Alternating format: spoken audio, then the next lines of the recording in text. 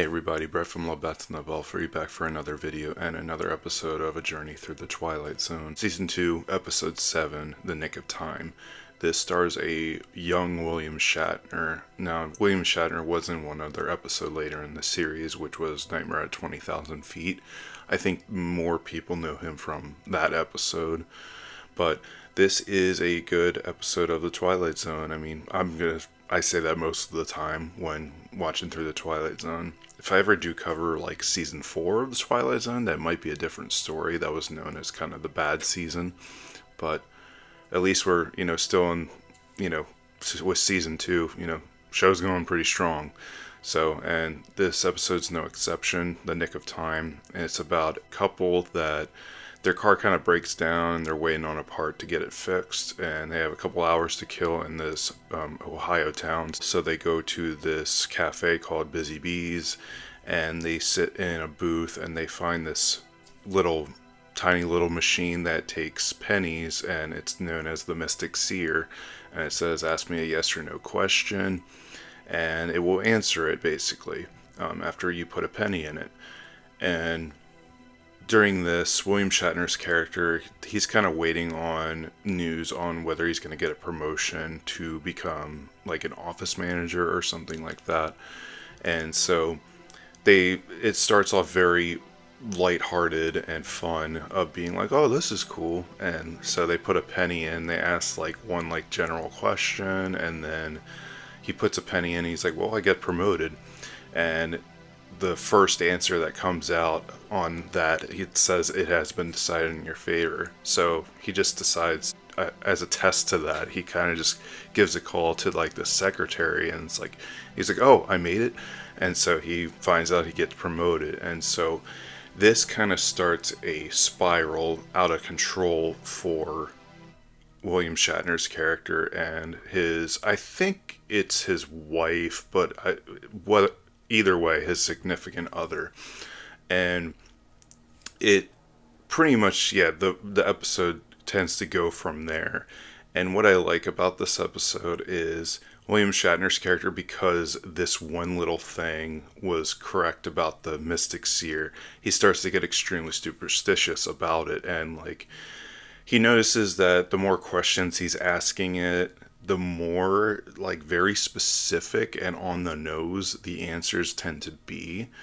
And so he starts to worry and feel like this thing is kind of foretelling their future. She's pretty skeptical, and I like that contrast between the both of them. He's pretty quick on believing there's something more to this thing, and it's able to predict the future. And I like that the significant other, she's very like, no, I don't really believe it. Like, you need to stop thinking about that thing. And so as the episode goes on, there's a couple things that end up happening. I did notice, I have seen this episode a handful of times, but I just noticed this when I was watching through it again, is right before they go to the diner, they are crossing the street like it's no big deal. And there was definitely, some foreshadowing there, because there's a car that kind of moves around them as they're like casually just walking across the street, and like clearly they're not even like worried about, a car like coming near them or really hitting them. And so that plays into later in the episode where, because of all these answers being quite on the nose for William Shatner's character, he's like, they're just waiting for their car to be fixed. He's like, should we stay in here till 2:30? And then it says like, try again. So he puts another penny in. He's like, should we stay here till 3 o'clock? And the Seer is like, there's no question about it. So he's trying to kill time and kind of trying to not seem like he's so focused on this thing that he keeps asking his girlfriend or significant other, like, would you like some ice cream? Do you want something cold to drink? And then she's like, come on, like, let's go. And it's like, it's not 3 o'clock yet. Well, we'll just go. We'll go check on the car, or we'll go somewhere else.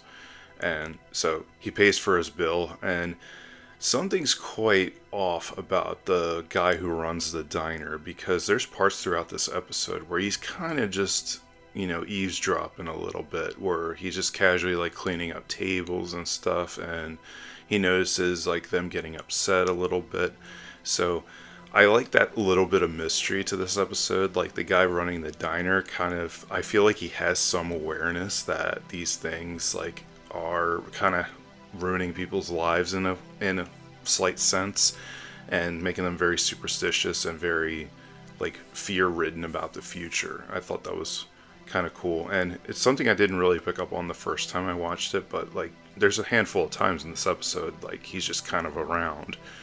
And once they leave the diner for the first time, it hits 3 o'clock exactly, and so they go to try to cross the street, and then they basically, both of them almost get like hit by a car. And it is funny because it's like, I know that they were trying to obviously avoid getting hit because it looked like a car was coming towards them, but maybe it's just my perspective, but like the way this is filmed, it looks like they purposely like jump out in front of a car almost, where it's like you guys could have just backed up.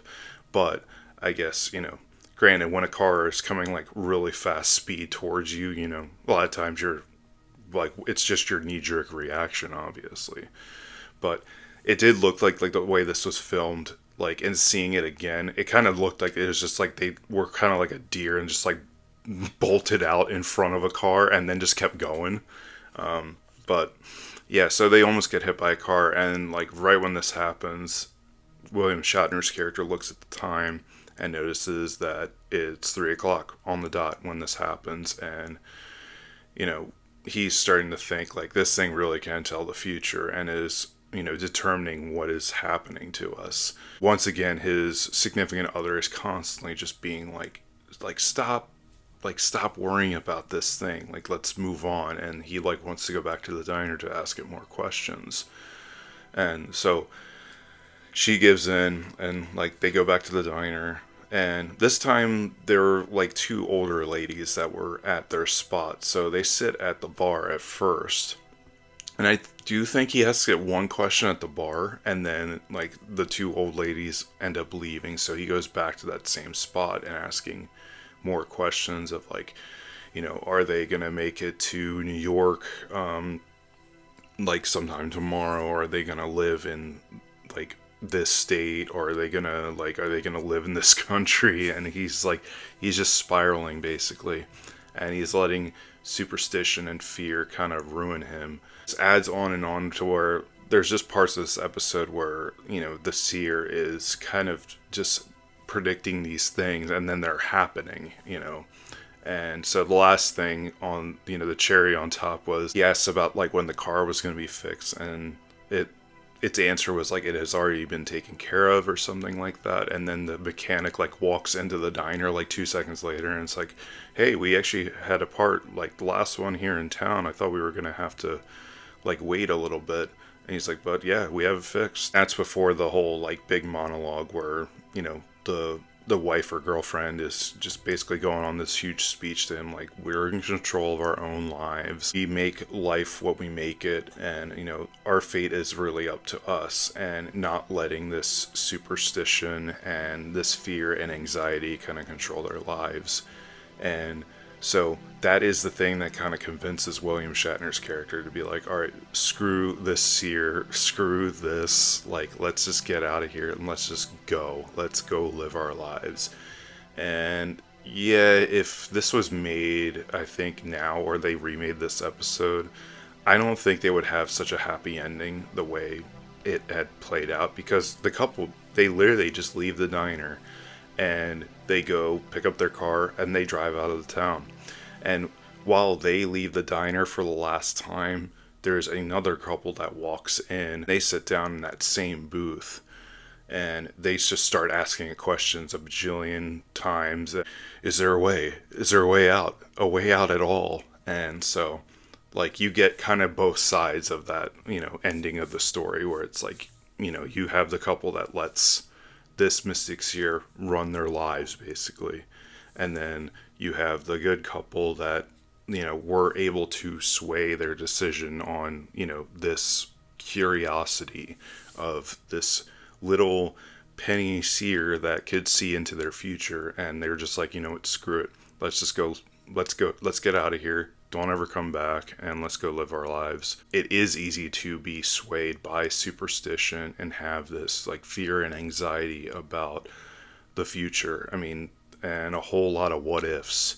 And, I can be an anxious person a lot of the time, so I think it would be easy for somebody like me to be swayed by something like this. Like if something was just simply being really on the nose about things happening and then them happening. I like that it had both aspects of that, especially William Shatner's like wife or girlfriend was just literally, so skeptical of this entire thing.